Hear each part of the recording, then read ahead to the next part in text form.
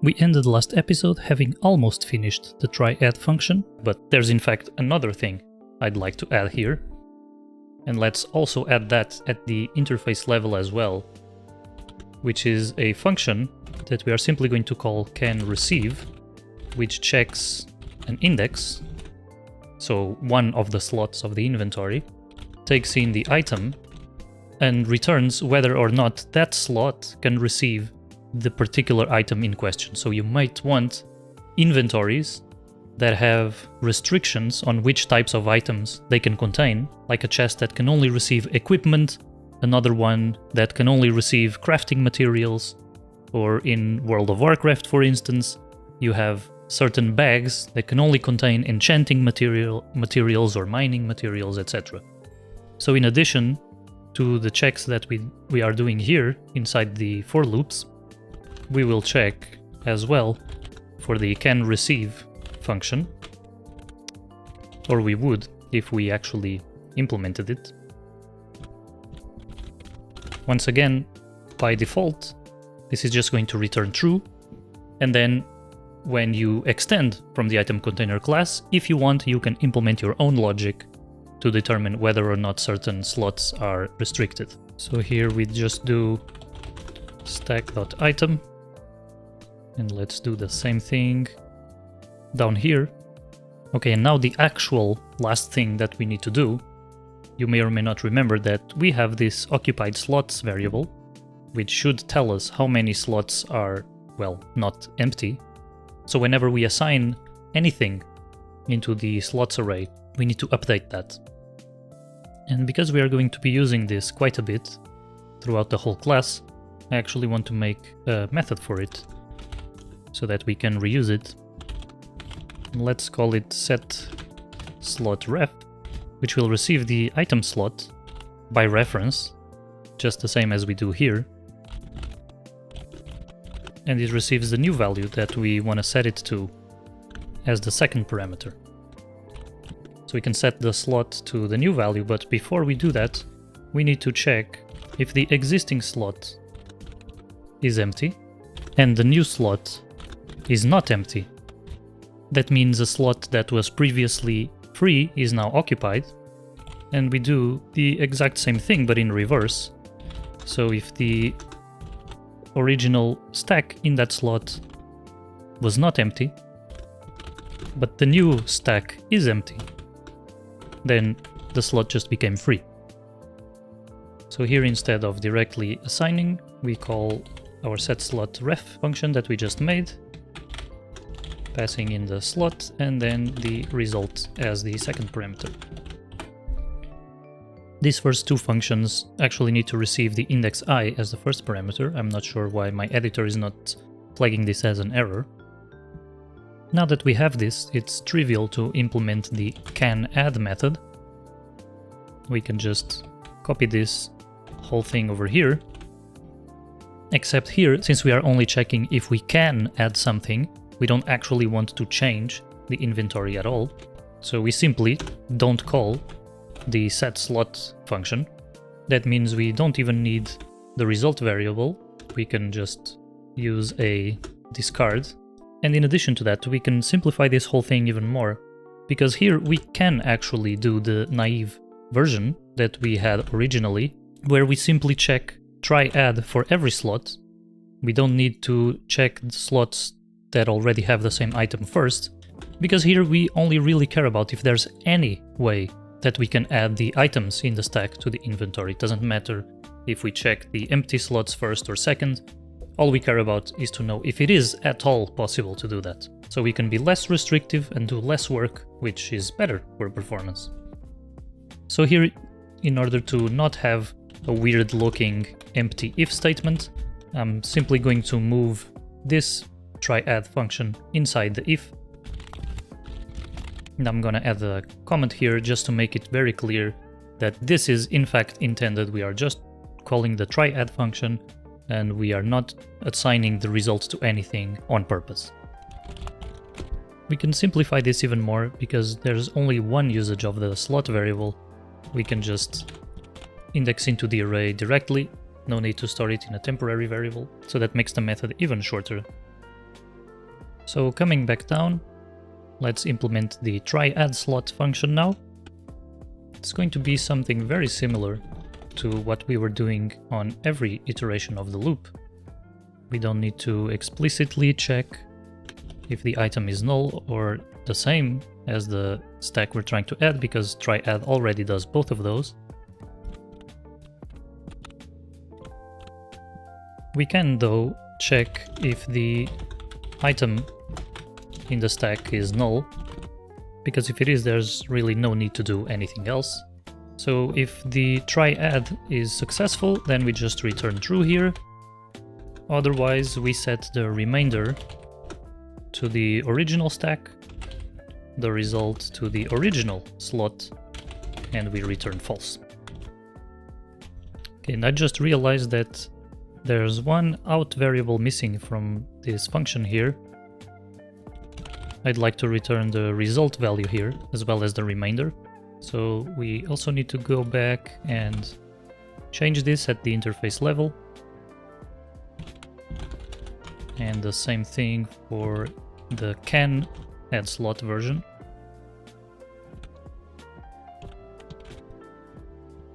And while we're at it, in order to implement the CanAddSlot version, we do basically the same thing, but we don't actually assign the results back into the slots array. And once again, to make this a little bit shorter and slightly more readable in my opinion, we can actually move this function call inside the if.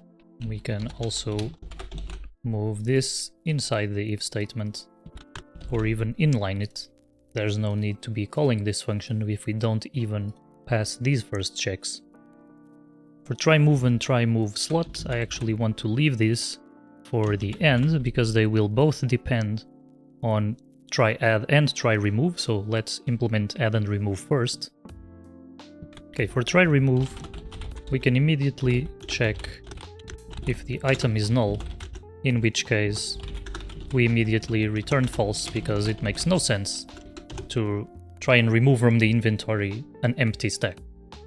But now here we can do a similar process to what we did in TryAdd, where we first store how many items we want to remove, then we iterate through the slots array, and we do an additional stopping condition where we check if we still have items that we need to remove. Once again, we store the slot at the index that we're checking in a variable by ref. If the item in that slot matches the thing we are trying to remove, we will do a similar check to what we did back in the TryAdd function, where we added a CanReceive method. So let's add that as well right now. Here we only need to specify the index parameter, right? Because the item that we want to check will be the item that exists at that index, or it may be empty if there is nothing at that index. Once again, by default, we simply return true, because this is going to be custom logic that you implement in your own inventories if you want this to be restricted. Otherwise, for the default behavior, you can always remove and add items as long as the stacks are compatible themselves. So here we, once again, just call the TryRemove function of the item stack. We want to try and remove this number of items. However, it's possible that the slot has less items than what we require, so instead we are going to use the min function to remove either the entire items that we still have left to remove, or the whole stack. We store the result, and we store the item stack that was actually removed. So now we subtract the amount of items that were actually removed from how many we still have left, and we assign the result of the remove operation back into the slot. So just to reiterate here, what this is doing is going through every slot, and it tries to remove either the entire slot or just the amount of items that we actually need. If that is smaller than the slot, we subtract that from the number of items that we still need, and then we assign the result back into the slot. So for the next iteration, if the first slot that we removed already had as many items as we wanted, then all is good. Otherwise, we keep going and we keep removing from other slots, and we keep going until either we have removed all of the items we need or we reach the end of the inventory. It's quite possible that we go through the entire inventory and we don't have all of the items we need. So that means this function is successful if the required items reached 0. That means we removed everything we wanted. For TryRemoveSlot, it's going to be a very similar story to TryAdd, where we are basically going to do the same thing that we do in the inner loop here. But here, since we are removing from a specific slot, there is no item that we need to check, so we can just remove this bit over here. We also don't need to keep track of the number of items that are left, because either we can remove all of them from this slot or we can't. So here the only thing that we need to check is if the count variable is negative, then we are going to consider that as wanting to remove the entire slot.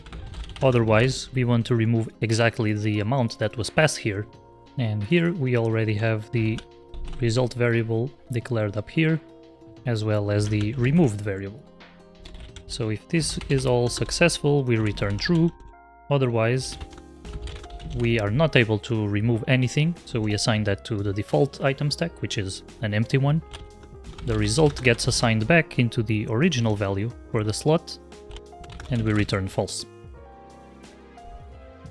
So for CanRemove, it's going to be a similar story, but we don't actually even need to call the TryRemove method. We can simply subtract the amount of items in the slot from the required items. Everything else stays the same. For CanRemoveSlot, we shall copy from TryRemoveSlot, and in the meantime I noticed that the name for the index variable is spelled incorrectly, so let's go ahead and fix that. For CanRemoveSlot, once again we don't want to assign the result of this to anything. We can move this function call inside the if to make it slightly cleaner, and everything else can stay exactly the same.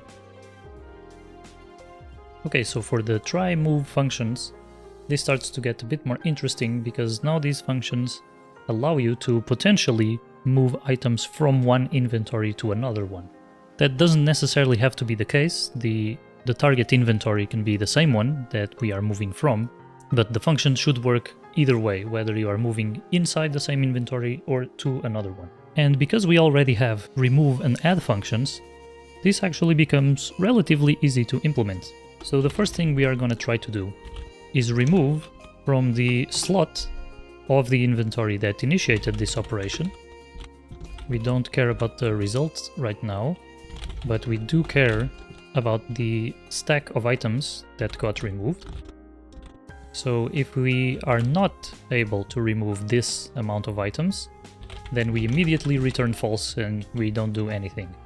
Otherwise, if we were able to remove these items, then we are going to try to add them to the target inventory. Now, if we were able to add the entire stack, that means the remainder variable, which I've shortened to rem here, that means that variable will be empty. So we were completely successful in moving items from one slot to the other one. Perfect. However, it's possible that the target slot was already partially full, so we weren't able to add the entire thing. That means the rem variable will still have some items left over. In that case, we need to try and add them back to the original inventory again to make sure that we don't lose any items in the process. So we're not really interested in the result here, but we are interested in the remainder of this operation, which should in theory always be successful, because we just removed from this slot and we are simply adding back anything that we couldn't move to its original spot, so it shouldn't have any issues. But just in case there are, we are still going to check if the remainder is empty, otherwise this whole thing will return false.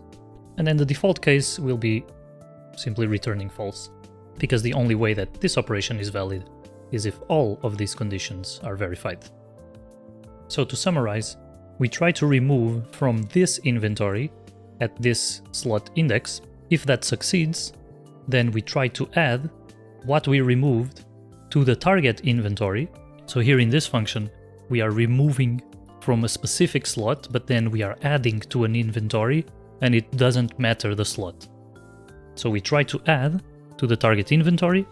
If we were able to add the whole thing, that means the remainder is empty, we're all good, the operation succeeded. If, however, we weren't able to add everything that we removed from here into here, we need to try and add it back into this inventory, so the exact same slot that we removed from. And again, in theory, that should always be successful, because these are just the leftovers of what was just removed, so putting them back where they were should be no problem. But just in case, we still make sure to check that we were able to add it back in full, otherwise we still return false. For the CanMove version, once again we will copy this, modify it slightly. So here we know that we don't want to call any try functions because we don't want to mutate the inventory in any way. So we should just call the can functions for the same effect. However, here it doesn't really make sense to do this check inside the second if statement, because since we haven't actually mutated the inventories, there's no point in adding back into the original slot what remains here, because the original slot didn't even change. So here, for simplicity, we can just return true, and we don't even need this variable declared explicitly. So if you look at this, we can simplify the entire function to be this and this. For TryMoveSlot, it's going to be similar in some ways to TryMove, but instead of adding to the inventory in general, we need to add to the specific slot. We don't care about the result here, but in this case we do care about the result of the removal operation. And here I'm gonna change the name of this variable just to make it clearer. And the main difference here is that if the add operation is not successful, instead of failing outright, we will try to swap both item slots with each other and see if that succeeds. So we can only swap if we removed the entire original slot. If there's still some items left over, then swapping doesn't make sense. So we basically try to do the same thing that we did here, but now for the target slot. And then we try add to this inventory from the source slot what we just removed from the target inventory. And hopefully that was successful and there are no remaining items to add. And we do the same thing in reverse, where we try to add to the target inventory the original slot. If neither of these are successful, then we return false. So once again, to reiterate, we try to remove from the original slot at this index, then we try to add that to the target slot. If that doesn't work, but we removed the entire original slot, then we also try to remove the entire target slot, and we swap them both. So for the CanMoveSlot version of the method, it's very similar to the original one, but once again, we don't want to mutate the inventory at all, so we use the can methods instead of try. And we can simplify some of the inner if statements. But here, since we simply want to check if the items can be swapped, we don't actually have any function yet to figure that out without actually changing the inventory. So we're going to need to implement that. So we're going to make two new functions at the interface level, and I'm going to call them can and TrySetSlot. For CanSetSlot, we check if the stack we are trying to add is empty. In that case, this function always returns true, because a slot can always be empty. Otherwise, we check if that slot can receive the item we're trying to add, and that the stack is smaller than the maximum stacks that this inventory supports for that item. For TrySetSlot, we just call CanSetSlot, and if that returns true, we assign it with the setSlotRef function.